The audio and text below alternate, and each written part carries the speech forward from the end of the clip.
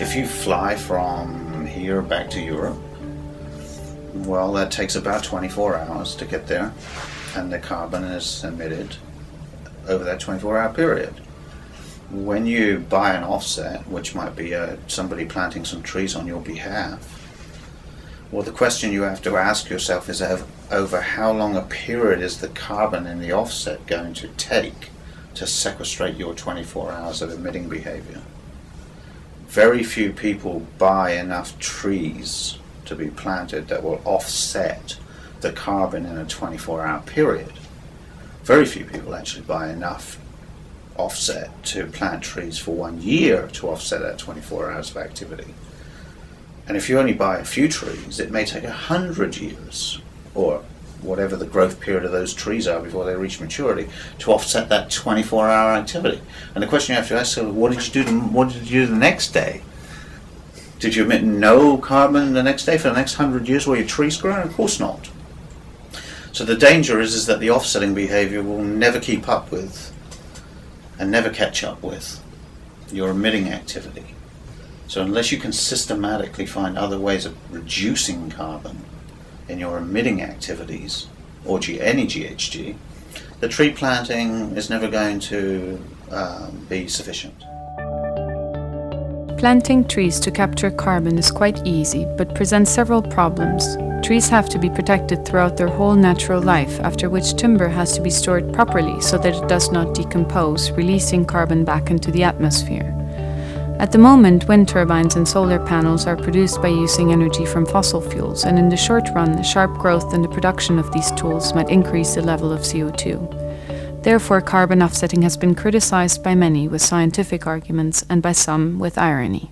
And what we do is cheat offsetting.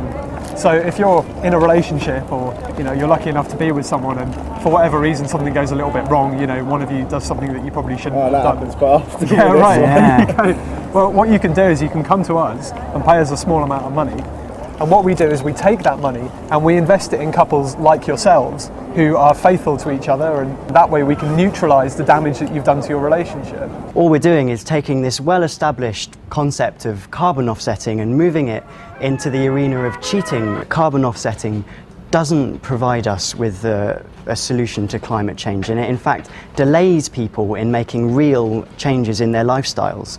And the longer we put off those changes, the harder it's going to be to make them, the more damaging and the more destructive it's going to be when we do eventually have to move to this low carbon economy.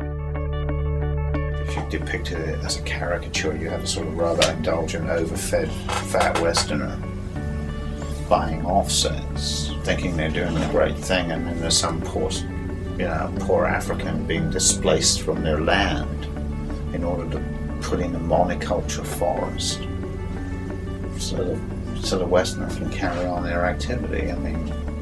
So there's a real justice issue in here that often doesn't surface necessarily.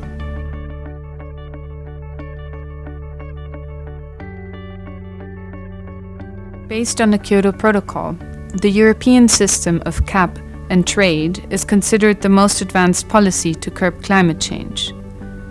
It is an administrative approach used to control CO2 emissions by providing allowances to firms and companies, and then let the market regulate how these credits can be traded.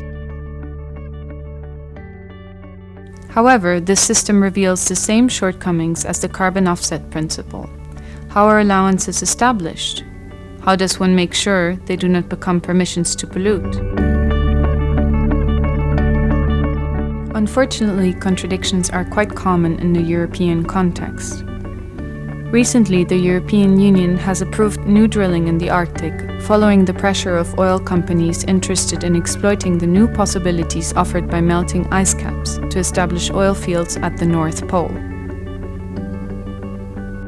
Remember is that the underlying philosophy here is to create a market that allows people to trade carbon credits, that will create a price for carbon, that will then create a incentive for conventional activities, if you like, to decarbonize or take the carbon out of their systems.